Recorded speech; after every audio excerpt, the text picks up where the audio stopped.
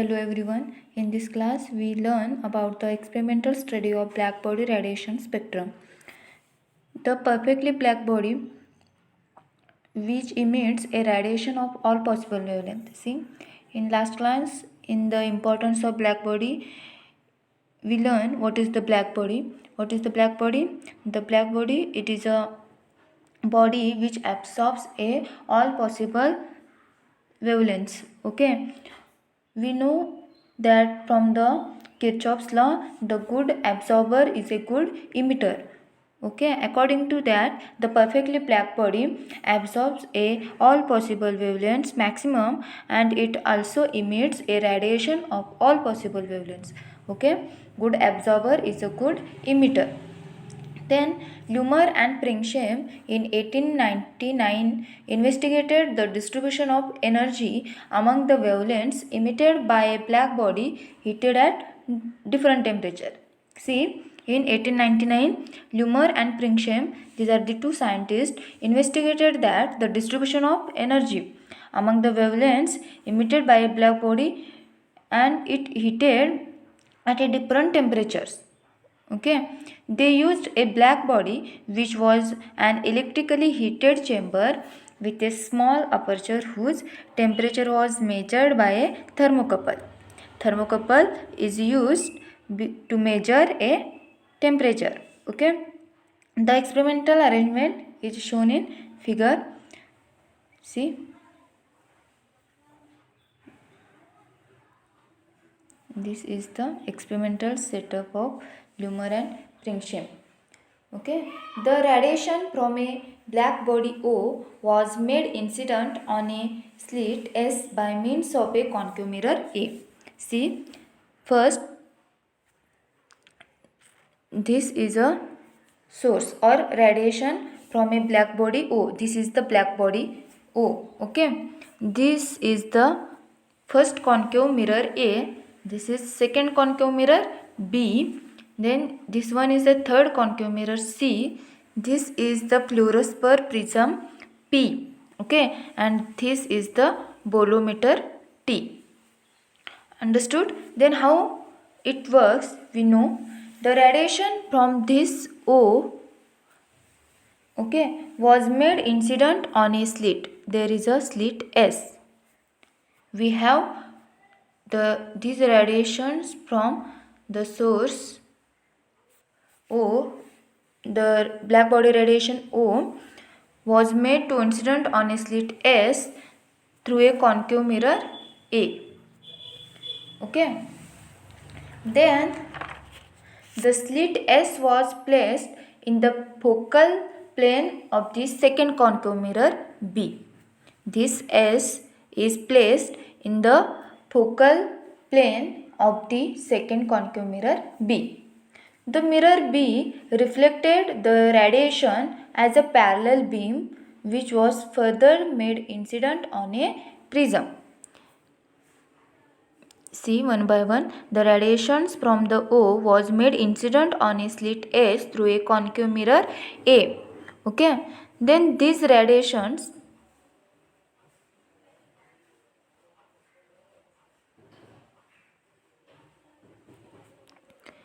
these are the radiations coming from a O was made incident on a slit S through a concave mirror A. Okay, then these radiations was made incident on a concave mirror B.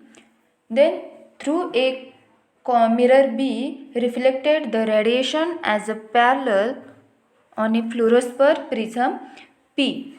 Okay, then in prism the refraction will be takes place and the refracted beam fall on a concave mirror C.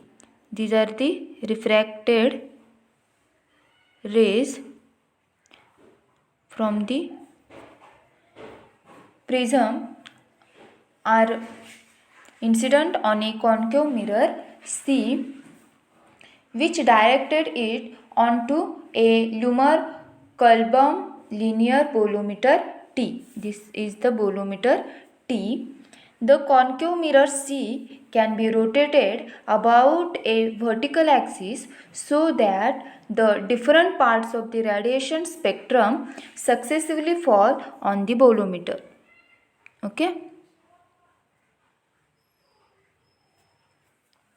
The deflections of the galvanometer G.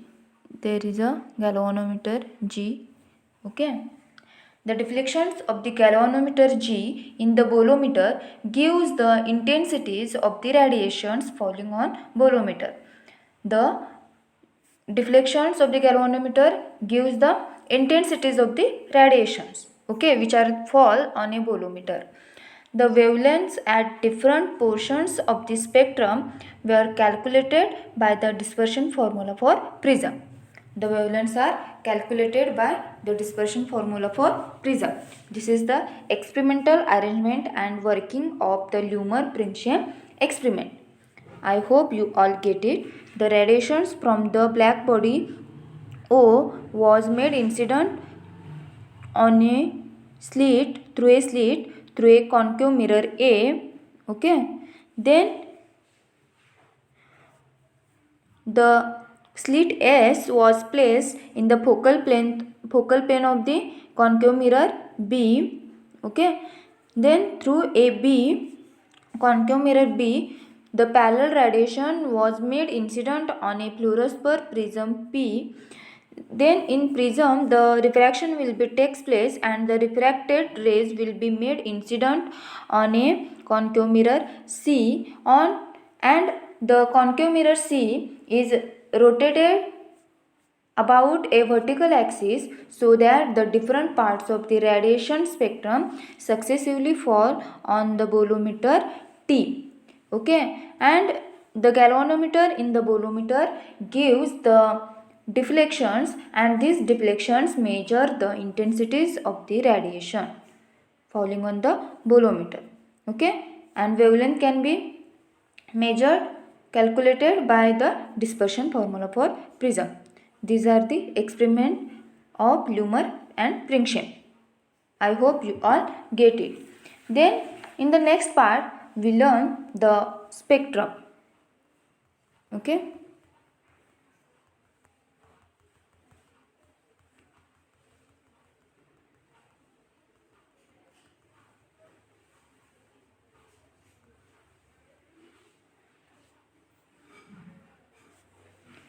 A curve between the intensity E lambda and the wavelength lambda for a known temperature was drawn.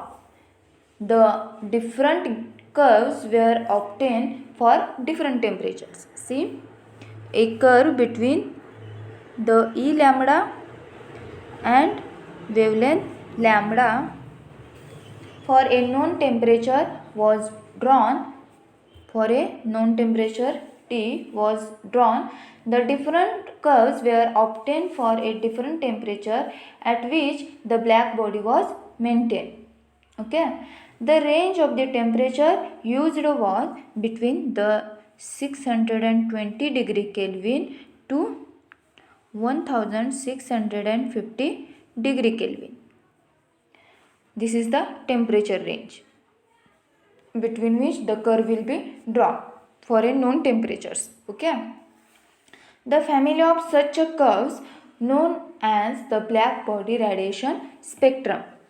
See, we can draw a curve between the intensity E lambda and a lambda for a known temperatures, for a known different temperatures at which the black body was maintained, and the temperature range is in between the 620 to 1650 degree Kelvin, and we will get a different curves and such a family of curves known as the black body radiation spectrum.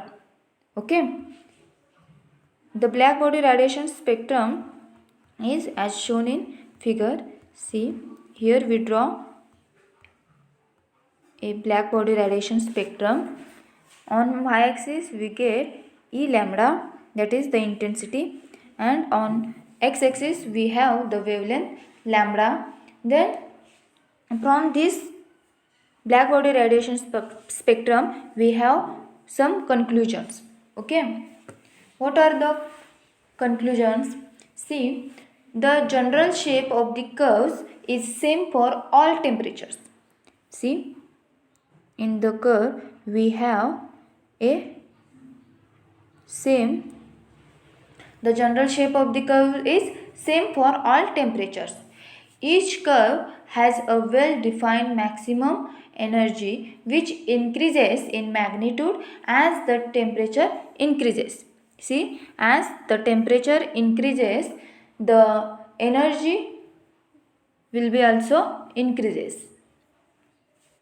Okay, the wavelength corresponding to a maximum energy shifts to a shorter wavelength side as temperature increases.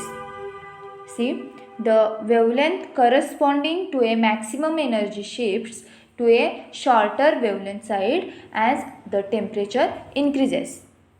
Okay, this one is the first conclusion. Then the total energy of the radiation at any temperature is given by a area between the curves corresponding to that temperature and the wavelength axis.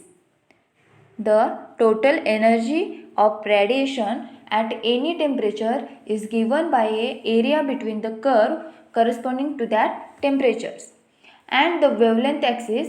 The area is found to be proportional to the fourth power of the corresponding absolute temperature. This verifies the Stefan's fourth power law of the total radiation.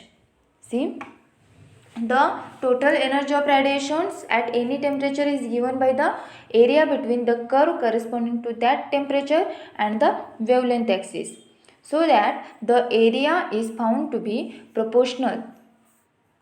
The area is found to be proportional to the fourth power of the corresponding absolute temperature. Fourth power of the corresponding absolute temperature. This verifies the Stefan's fourth power law of total radiations. Okay, this one is the second conclusion. Then the wavelength lambda m for maximum energy for a given lambda m, the wavelength for a maximum energy for a given absolute temperature T is given by equation lambda into T is equal to constant. Lambda into T is equal to constant. This is known as the Wien's displacement law. Lambda into T is equal to constant is the Wien's displacement law. Wiens also showed that the maximum energy is related to the temperature T by the law E lambda maximum is directly proportional to the fifth power of the temperature T. Wien developed a formula for a distribution of energy among the wavelengths. It is known as the Wien's distribution law.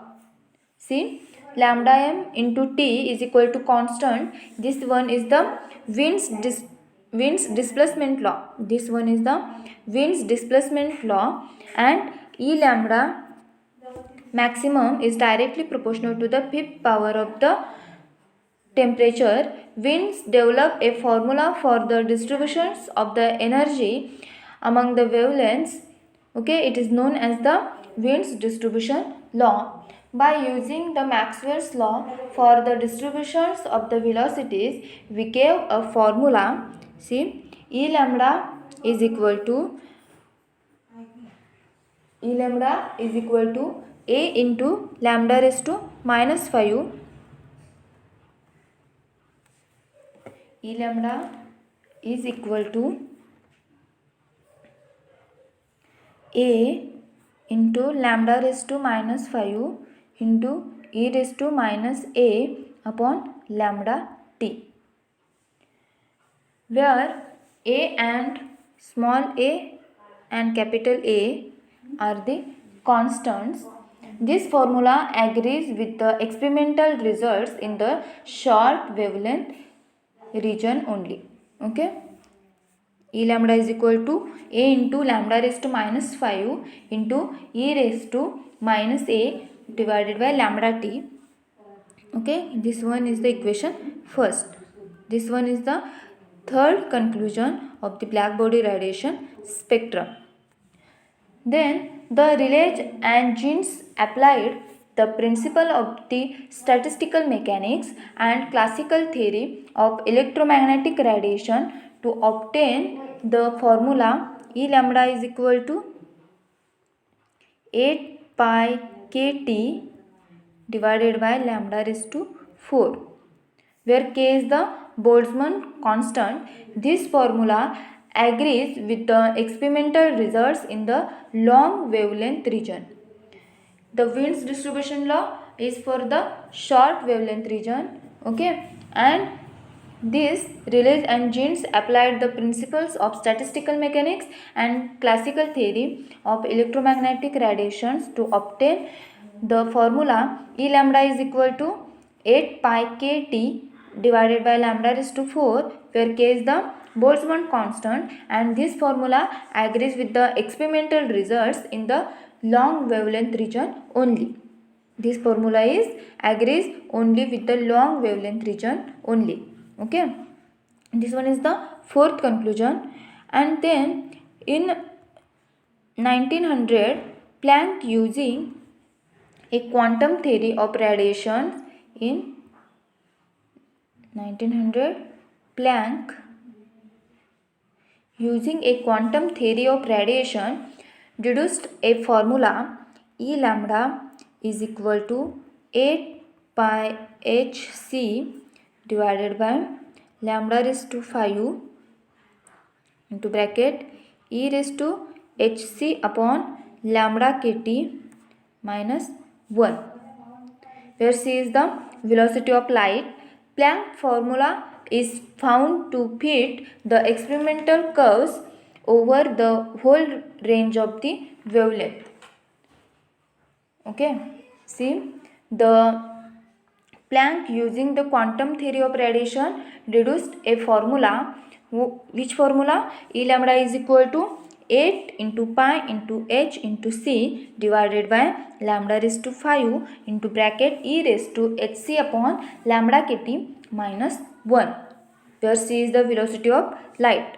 Okay, this formula is known as the Planck's formula and is found to be fit the experimental curves over the whole region of the wavelengths. Understood? This is about the black body radiation spectrum. Okay, we learn some conclusions in this part. Okay,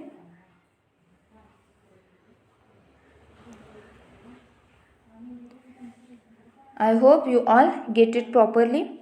The next part is in next class. Okay, thank you.